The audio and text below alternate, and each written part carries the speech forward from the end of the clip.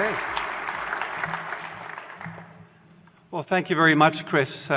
Bonjour, monsieur, dame. Richard, good to see you again. I want to begin by saying it's a real pleasure to be back in Toronto, and of course at the Empire Club here today. Mostly I'm very happy to be in Toronto because I get to see my beautiful baby girl daughter, Fiona, who's over here at one of the tables. Fiona, where are you? Over there. Great. I won't go any further in embarrassing her except to say that she's a rising star at Stikeman Elliott if you're looking for a good lawyer.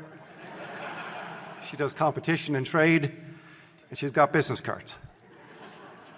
I also want to say this. I want to begin by thanking serving and former members of the Canadian Armed Forces.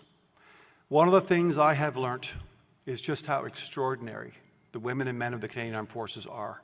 The talent, the education, the dedication, and the values. Thank you so much. Thank you.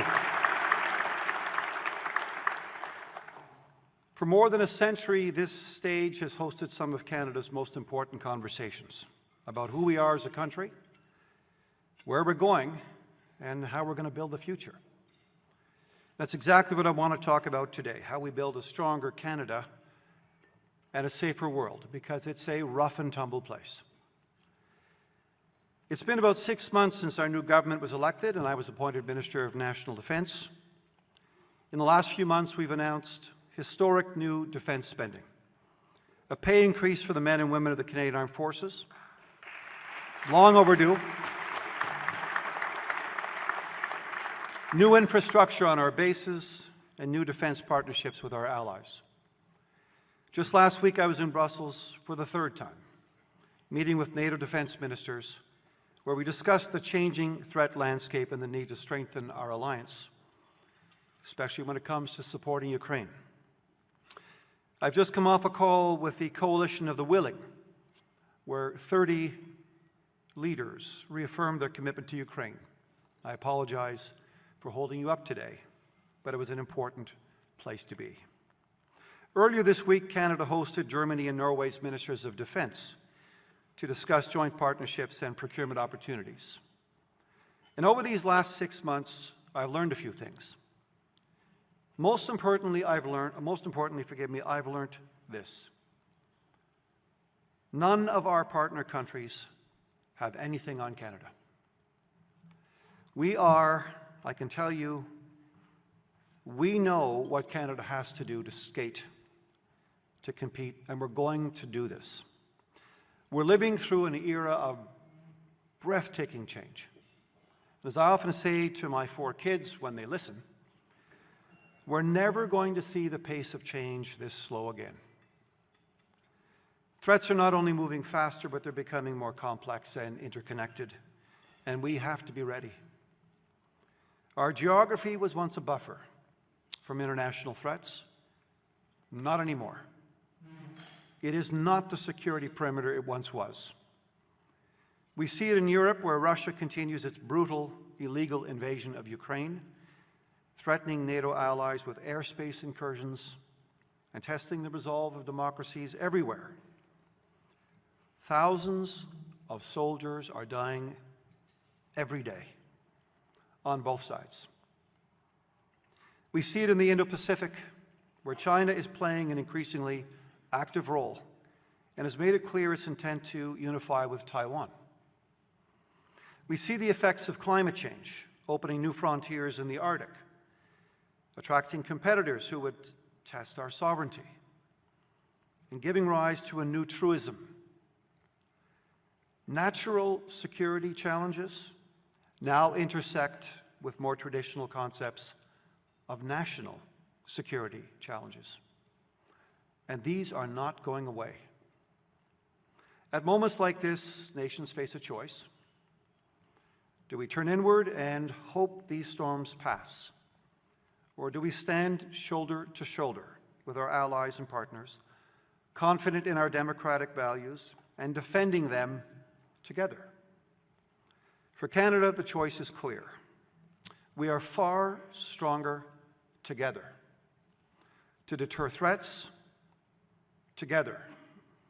To reassure each other as allies, together. That is exactly why we're working to rebuild, rearm, and reinvest in our nation. Because a secure and sovereign Canada requires a secure and sovereign economy. That is why this government is making historic investments in defence. As we've just heard, in June, Prime Minister Carney announced an infusion of $9.3 billion in additional funding for defence and security. Investments that enable us to reach our NATO 2% of GDP pledge this year, 5 full years ahead of schedule. By the end of this fiscal year, Canada will spend $63 billion on defence. And that's just the start. We'll be dedicating 5% of GDP to defence by 2035. Because defending Canada, our values and our interests requires immediate action as well as longer-term ambition. And it's not only about bigger budgets or building new bases either. It's about turning this ambition into advantage. It's time for us to build a defence ecosystem that drives innovation, strengthens our economy, and creates good jobs right across the country. In fact, every defence dollar we spend in Canada is designed to do 3 things at once: reinforce our sovereignty, advance our security, and fuel homegrown innovation. That's the economics of action. First, we're massively rebuilding the foundations of the Canadian Armed Forces, and we're doing it quickly. Our people, our infrastructure, and our readiness. We're strengthening the Canadian Armed Forces from the ground up, recruiting and retaining more members with improved compensation. Better support the families through on-base housing initiatives, healthcare, childcare, and seamless moves. We're repairing and sustaining our fleets and bases, investing in digital systems, and modernizing critical defence infrastructure from coast to coast to coast. And we've just brought the Coast Guard into the defence family, another 6,200 players. All this designed with the goal of keeping Canadians safe and supporting our allies. That's rebuilding in action. Second, we're rearming, equipping Canada for the threats of tomorrow. Wars in Ukraine and the Middle East have shown how fast technology is transforming the battlefield. From drones and precision systems to artificial intelligence and advanced cyber operations. Adversaries are targeting supply chains, stealing intellectual property, and using civilian platforms to advance military aims. They're moving at the speed of innovation, and so must we. That's why we're strengthening supply chain resilience, working with allies to secure and stockpile critical minerals, and investing in clean, secure energy systems for the forces. It's why we're partnering with Australia to develop next-generation, over-the-horizon radar, moving ahead with new River-class destroyers, and preparing to acquire new fleets of fighter jets and submarines. I leave Tuesday for South Korea to meet with Hanwha to see what they have on offer. We're delivering advanced new capabilities to our people in uniform, including modern armored vehicles, next-generation aircraft, and a slate of new digital technologies. And we're not just buying equipment, we're building capacity right here in Canada to produce and to sustain it. Behind every new capability, there is a story of partnership with Canadian workers, engineers, materials, researchers, suppliers, investors, and allies and partners. Because sovereignty today isn't only about who commands our forces and carries out their orders. It's about who builds and maintains the systems that keep us safe. That's where it's at. Third, we're reinvesting. Reinvesting in Canadian industry, innovation, and talent. For far too long, underinvestment has eroded our industry's ability to meet the needs of the Canadian Armed Forces and our other security partners. The world has changed, and Canada needs to build our capacity to ensure our national and economic security. Our government will shortly launch this country's first ever defense industrial strategy, a roadmap for harnessing innovation and turning ambition into advantage, where we will lay out our needs, our sovereign capabilities, and sectors where we have clear comparative advantage. To do that, we need to know where we are now. In 2022, the Canadian defense industry generated over $14 billion in revenues, contributed $9.6 billion in GDP, and supported 81,200 full-time jobs and over 200,000 part-time jobs. So we're not starting from zero. In some areas, we are leading the way, absolutely leading the way. Aerospace and marine systems, quantum computing, AI and software. Canada is on the cutting edge. When it comes to defense spending, Canada now spends, wait for it, over 70 cents of every dollar on military equipment in the United States. In fact, Canada buys 8% of all military equipment manufactured in the United States. When it comes to defense and security, the Canada-United States relationship remains strong. That's clear. Look to our intelligence cooperation, our joint training, our collaborative research. Look to NORAD, the only binational command in the world, one which has kept us safe for decades. I know there was news this morning on the trade negotiations, and I would just say that our government remains committed to working with the United States to find an agreement for workers and businesses in both our countries. We will manage the relationship. I have confidence in Prime Minister Carney. But that does not mean that we can't start building more in this country and buying more from this country. I know that one of the fundamental challenges facing Canadian industry is a lack of clear and predictable demand signals from government. How can you invest in a product if you don't know what your primary buyer is thinking? We need to provide better clarity, better lead times, and consistent communications so that industry and innovators know what the Canadian Armed Forces needs. Which brings me to procurement, buying stuff, which at its current pace predates some of the lives of my staff.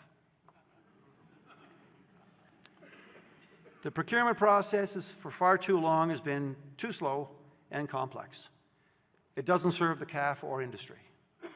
So how are we addressing this?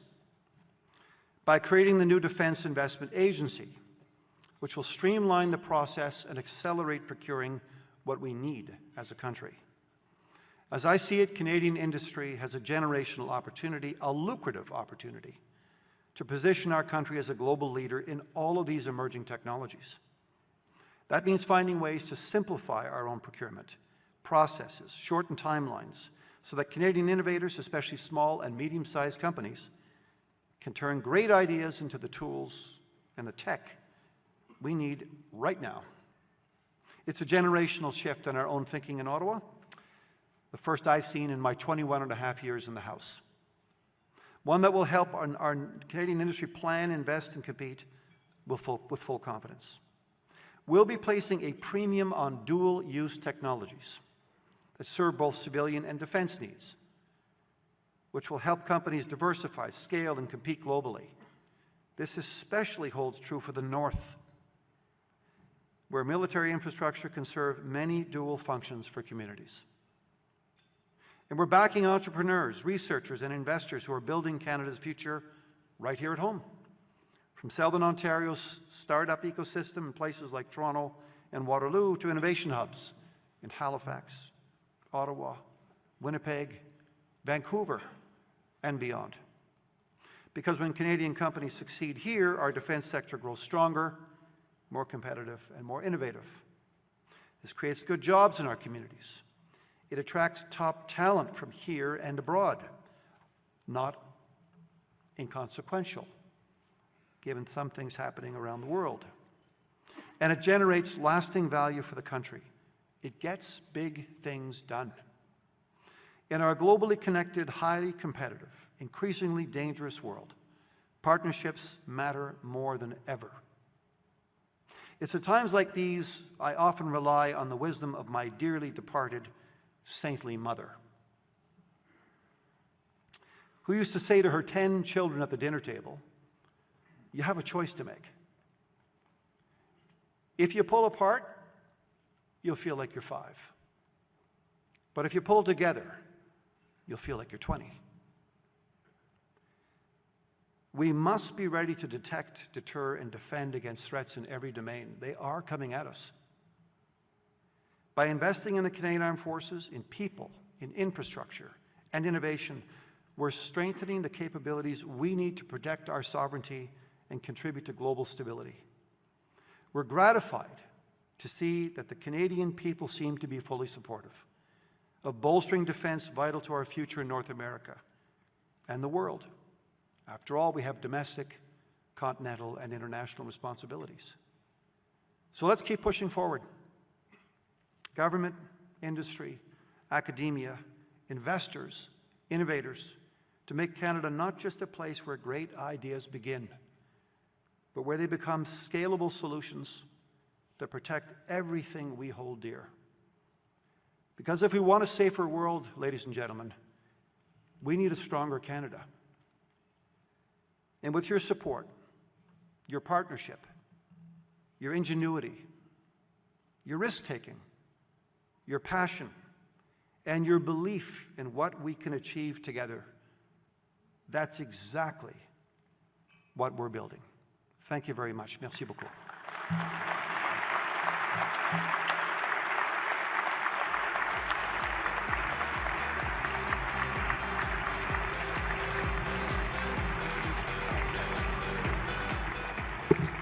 Thank you so much, Minister McGuinty, for those illuminating remarks about the future of our defence and our economy together.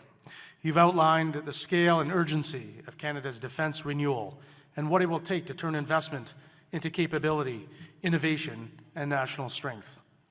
I believe I can say on behalf of everybody, we're in very good hands for today's conversation. Thank you. Now I'd like to introduce moderator for today, the Honourable Lisa Raitt, who's here to join us and do the honours of having a great conversation that matters with Minister McGuinty. Lisa is Vice Chair of Global Investment Banking at CIBC Capital Markets, where she works with clients across the energy, infrastructure, and industrial sectors. She's known for her insight, her candor, and her deep understanding of how business and government work together. Before joining CIBC, Lisa served as President and CEO of the Toronto Port Authority and spent more than a decade in public life as a Member of Parliament. She held 3 senior cabinet portfolios, including natural resources, labour, and transport, and went on to serve as Deputy Leader of the official opposition of the Conservative Party and the Conservative Party of Canada. So today's chat brings a special dynamic from different sides of the House to sharing a stage, and it promises to be a memorable and wide-ranging conversation. Please join me in welcoming our moderator, the Honourable Lisa Raitt.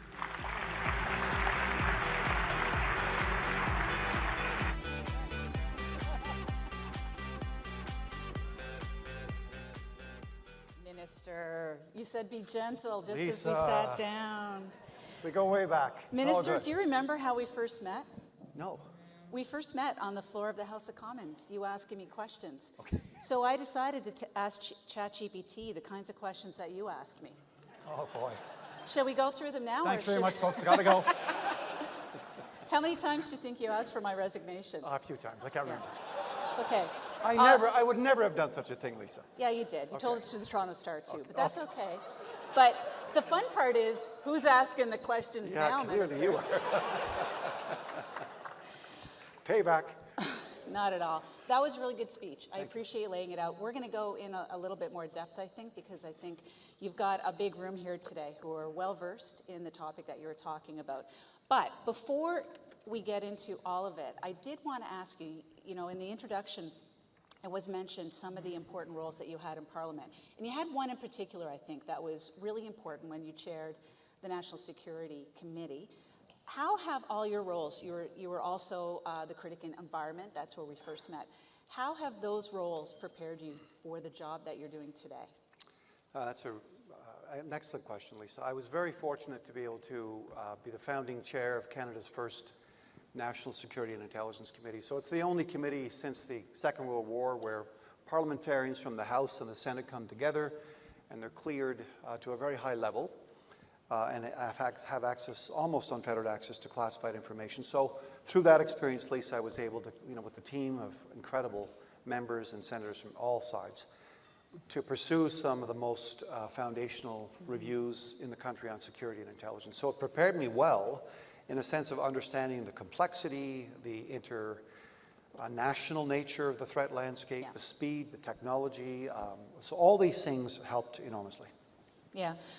When you sat down, when you first came in, the first thing you said to me about your job was how important your work was with the men and women of the forces. Yeah. So what should Canadians know that you have now learned about our soldiers, about our veterans, about our military families? What's the one thing that not surprised you, but really grabbed you and said, oh, the average Canadian should know this? Oh my gosh. I do town halls all the time. I just did a town hall in Belgium, Brussels at NATO at the SHAPE headquarters with about 70 or 80 Canadian members of the forces. I think what struck me the most, Lisa, is it's just the unbelievableness of the people who serve in the Canadian Armed Forces. Mm-hmm. I mean, their passion, their stick-with-itness. If you've been a member of the forces for 10 or 20 years, you've had to live through some difficult times, right? They've had to manage through scarcity and hold it all together and yet still remain there for us. It's just the people. They're unbelievable. I had a helicopter ride recently in Quebec City while touring Valcartier, and the young woman who was the pilot, I was sitting behind her. I couldn't understand all these gears and dials in front of her. I was marveling at that. We came down after the ride, and I said, so what's your background? What's your story? And she said, well, I did my undergraduate degree. And I said, where'd you go to school? She said, well, I did my undergraduate degree in physics at Queen's. Wow.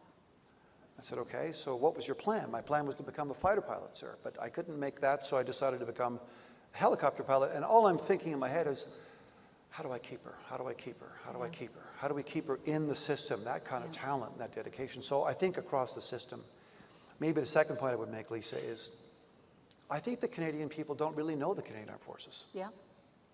I think it's been hidden. I think it's been sort of put away, and we call folks out. Maybe they help us with sandbagging when there's a flood, or maybe they're airlifting people out of fires, harm, or they're dropping aid in Gaza. We don't really know what they do. So I think what I'm trying to do as well, by doing these kinds of things as well, is to showcase who they are, what they're doing, why we're investing in the forces, and why we need them.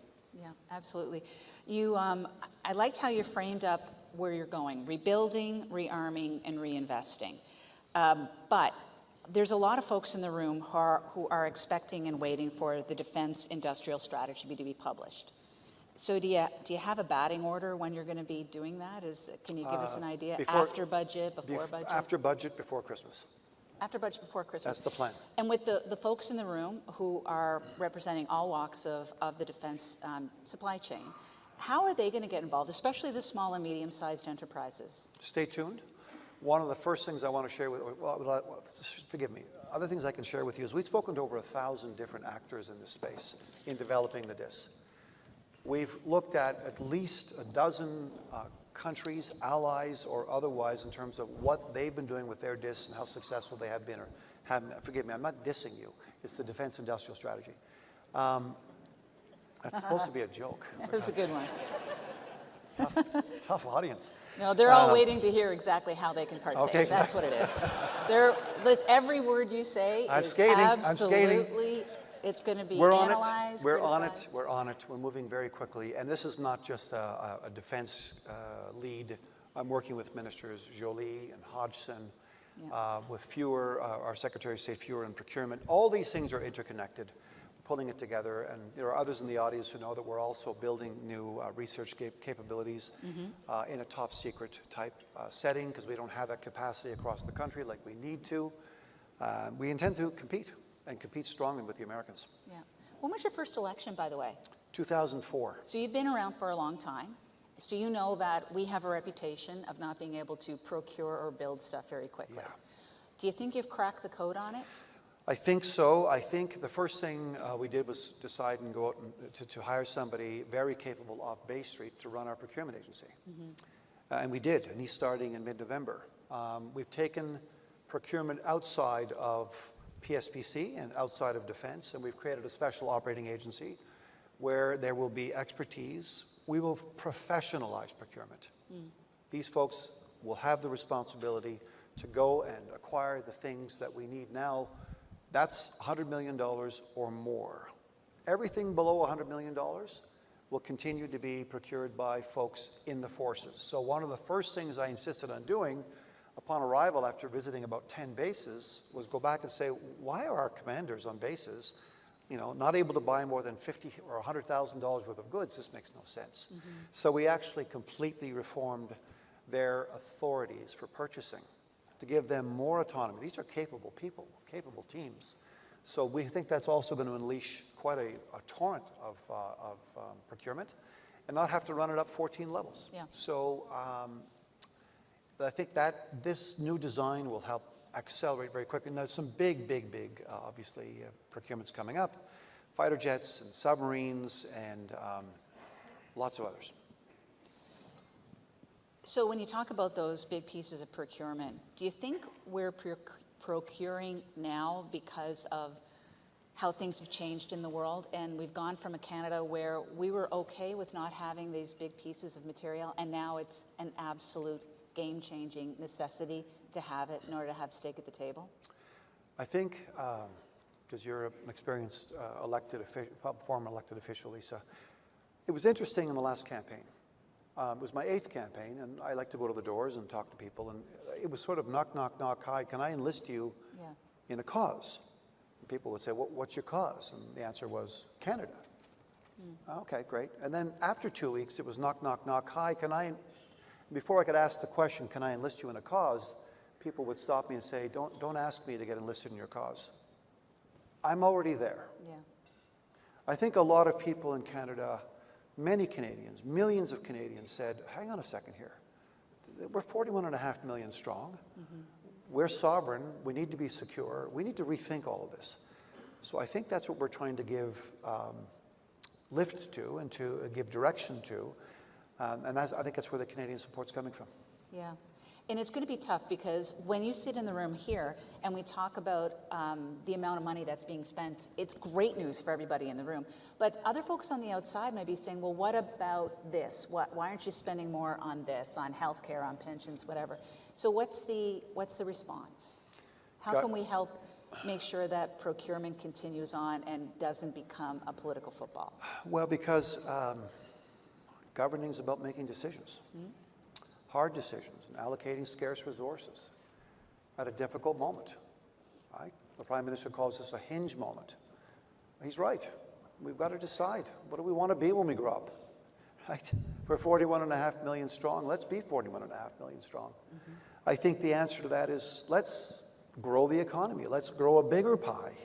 If there's a bigger pie, then there are more resources available for other priorities. So we don't intend to have any effect on the cherished rights and programs that we've acquired for ourselves.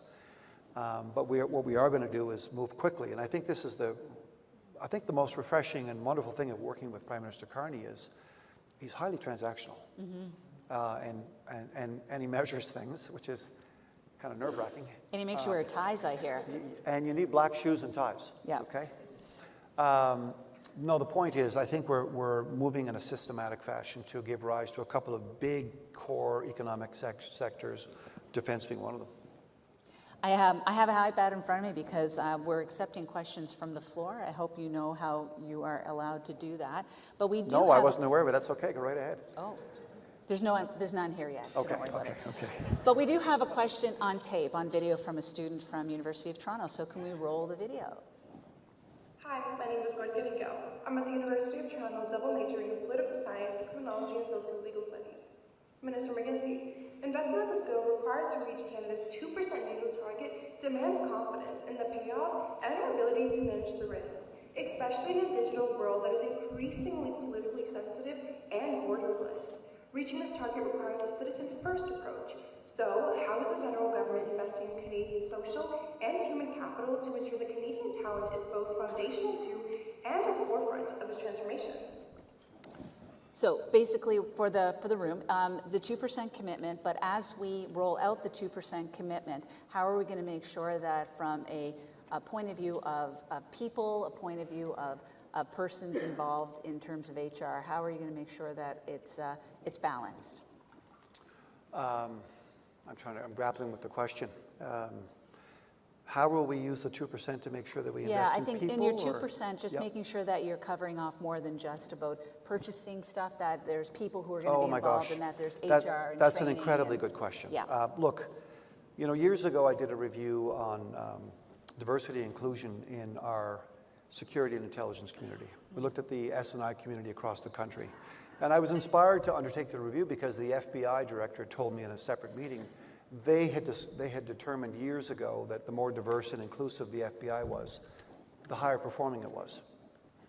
So I wanted to assess what the story was with Canada. So I think I've determined after 6 months, the better our forces are supported, treated, helped. Let me be practical. I met a young woman who was a helicopter pilot I think she was in Borden. And she was constantly being called to go around the country to fix helicopters. Yeah. Yet she had a couple of kids at home. Yeah. Her husband was a stay-at-home dad. And one of the kids got sick. And unfortunately in our system, the CAF medical system only applies to members of the CAF, not to their families. So she was constantly worried, she told me, when she was fixing helicopters, her mind was, what's going on with my 4-year-old? Those kinds of considerations are crucial for us to address so that our forces are as high performing as they can be. Yep. And so I think as we invest in housing, in water, in sanitation, in barracks, and we do it creatively. Lisa, here's an example. About 2 months ago, I found out there was a building for sale in Esquimalt, BC. 37-unit apartment, brand new building for sale. And so someone came to me and said, well, we think we would like to buy that building. I'm like, okay, so what's the problem? Where's the holdup? Well, sir, we've never bought. We've never bought a building with apartments in it directly by D&D or CAF. I'm like, well, is there anything that precludes you? No. Great, go bid. So they went and bid, and between the time they bid and the time they acquired the building was 5 weeks. That's the kind of speed we want to move on now. Yeah. When I went to Treasury Board and said I want to give folks a pay increase, that's also a big part of taking care of our people. Treasury Board said, oh, that's great. We think we can get that done in 18 to 24 months. I said, thank you, that's great. You have 100 days. And they got it done in 101 days. Yeah. So we're moving now to make sure, right? Let's go. Let's go, because the better we take care of our women and men in the Canadian Armed Forces, especially as we recruit and retain. There are folks here tonight who might be thinking, I have a daughter or a son or a cousin or a partner who might want to join the forces. So we have to make sure that it's a welcoming place, that it's a trusting place, which if I can for a second, also take a second to talk about culture inside the armed forces. We have a bill on the floor of the House right now which is going to address almost all of the last legislative steps, Lisa, that we committed to address through the Arbour report on getting this better. For men, and particularly women in our forces, we need to expunge a kind of culture which makes it difficult or impossible or risky for women in particular to serve. We're done with that. Time to move on. We need women and men who will serve together. Yeah, that makes a lot of sense. Good. You mentioned the U.S. relationship in your speech, that the government remains committed to a deal, despite what we heard on Truth Social last night and followed up with this morning. Can you give us, from a defense point of view, an assessment of the relationship between Canada and the United States? You mentioned it a little bit in your speech, but maybe spend a moment or two. Okay, so during my time in security and intelligence, and then as Minister of Public Safety and the border, when the president was elected, and now, here's how I describe it. We've built a home together for several centuries, and the home is on both sides of the border, and the foundation straddles both sides of the border. Think of the home with a foundation with 40 rows of cinder blocks. Not a poured foundation, but cinder blocks. I would say the first 30 rows of those cinder blocks are intelligence, security, and defense. And from my experience, I haven't seen a single heaving or shifting or cracking or leaking or displacement of any of those cinder blocks.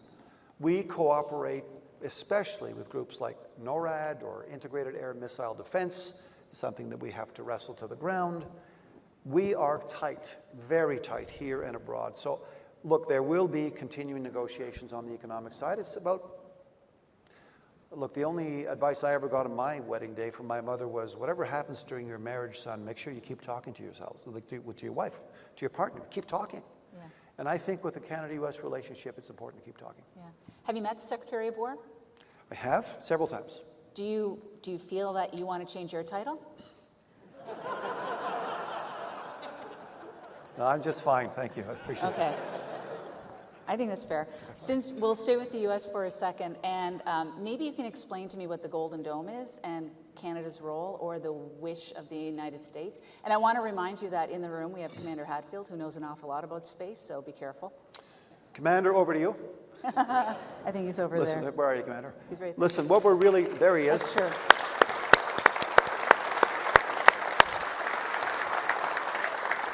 A few months ago, the Prime Minister informed me that he was interested in hearing more about a discussion with the United States on integrated air and missile defense, IAMD.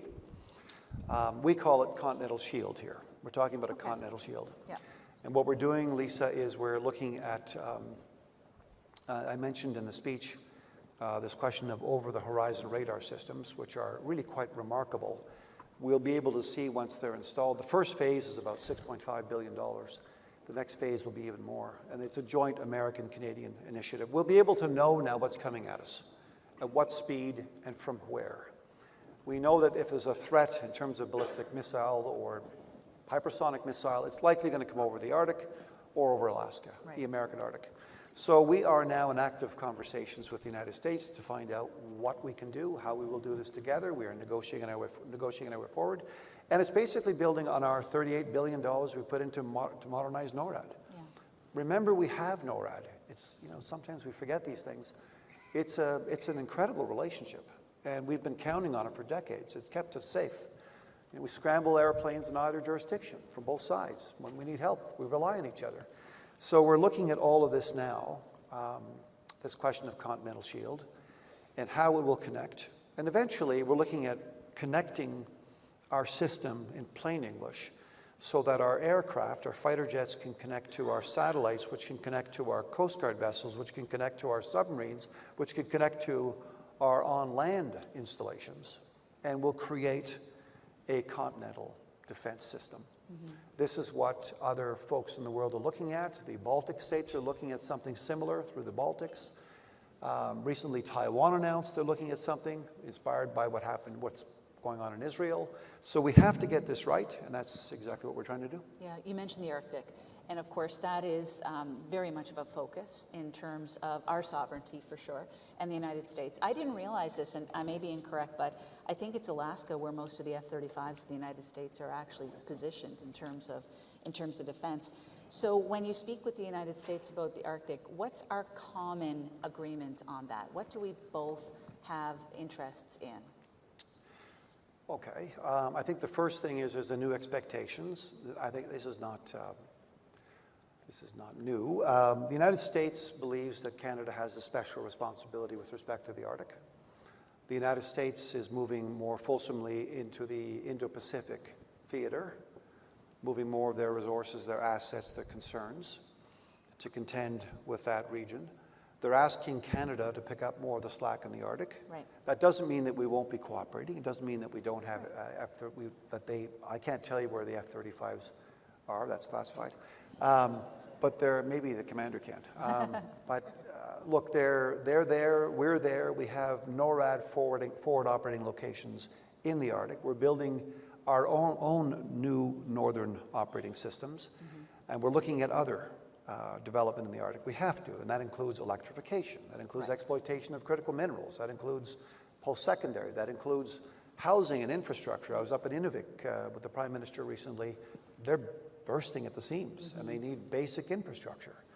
electricity and water treatment. So the Arctic is now for us, it's important for us to live sovereignty there. And we've been doing that, but now with the presence of foreign actors who are conducting science missions to examine what's going on in the Arctic, we are aware, and we're starting to beef up. Yeah. Minister, one of the things that we didn't talk about, but Anne McClellan I was speaking with this morning, and I know you know Anne well, but she wanted to ask you, and I'm doing it for her on her behalf right now, is what about the reservists?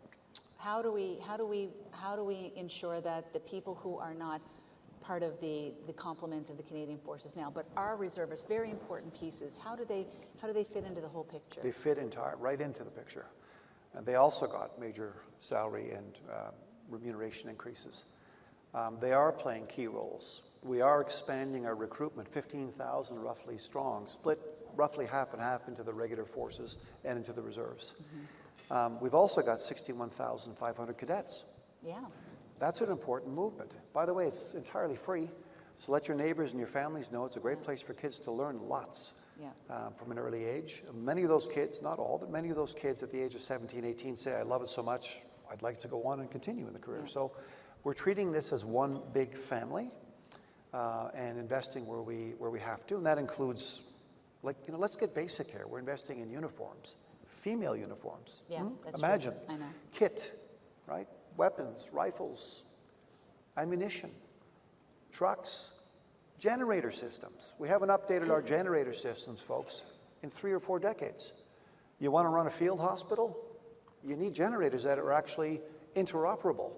So we're revisiting all of this from top to bottom and making the investments and the acquisitions that we need to make to prepare and give our forces what they need. And how do we make sure that all of those purchases, all of that investment that we're buying from the marketplace are Canadian in nature? Well, as much as we can. This is something that DIS will have more to say about in due course. The Prime Minister's talked about new approaches to Canadian natural resources, and acquiring, using Canadian natural resources, like steel, for example, like aluminum. We'll have a lot more to say about that. Okay, good. We'll note it somewhere between the budget and Christmas. Somewhere between the budget and... Are you going to do it before the house rises? Somewhere between the budget and Christmas. I'm trying. Can we talk about NATO for a second? Just NATO writ large, because I know that you are very well briefed and up to date. What would you say is the temperament / I guess, how the kids say it, what's the vibe in NATO right now?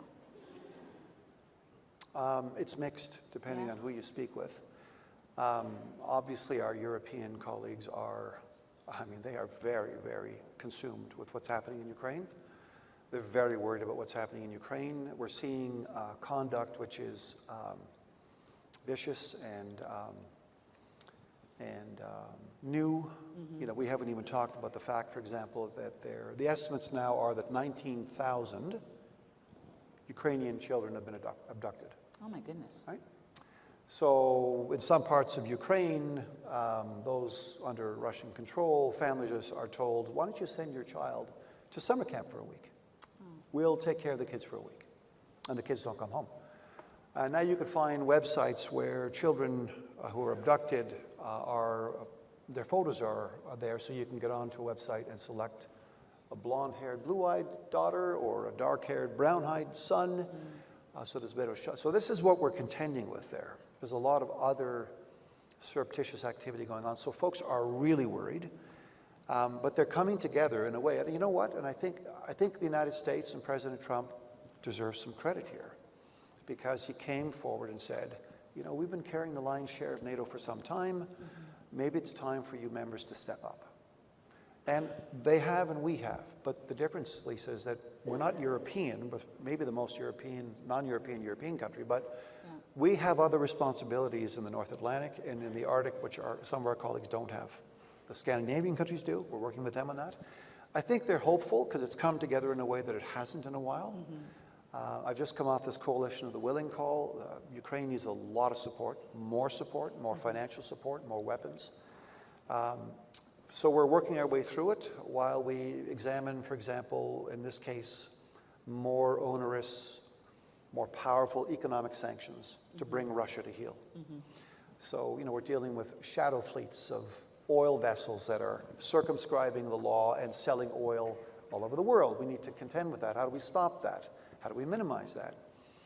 What do we do with stranded Russian assets? Billions, hundreds of billions of dollars, mostly in Belgium. How do we get access to that money and find the way to put it in the hands of Ukrainians? So they're we're very tight. We're very tight. But let's be honest, for a number of countries, smaller countries in particular, they're having difficulty in terms of the percentage targets. For sure. But they're reorienting, and then you have Baltic states already spending 5, 6, 7% of GDP. So it's a mixed bag, but I think what I've seen from Canada's perspective, I've been very lucky to be able to do this and go to NATO meetings and for the first time say, hey, we're here, we got 2%, we got something to tell. I think people are very happy Canada's sort of back taking on more of a leadership role. Yeah. And we just renewed our presence in Latvia, Lisa, for another 3 years. Great. 2,500 members of the Canadian Armed Forces in a forward operating location there. So that's a big commitment to the region. Yeah, it is. We're out of time, but I have one last question for you. Sure. The most important question of the day. What's your prediction for the World Series? Toronto in 5. Toronto in 5. I like that. Just me. Do you have a bet with the Secretary of War? No. After this morning's curveball, we've got a bit of a. Indeed, it's all good. Indeed. Minister, thank you so much for Thank you, your time. Lisa. You are super busy, and we are grateful for your service in this role. Thank you. Thank you very much, Minister. Thanks, Lisa. Appreciate it. Really good job. Appreciate it. We can head out. Thanks, Lisa.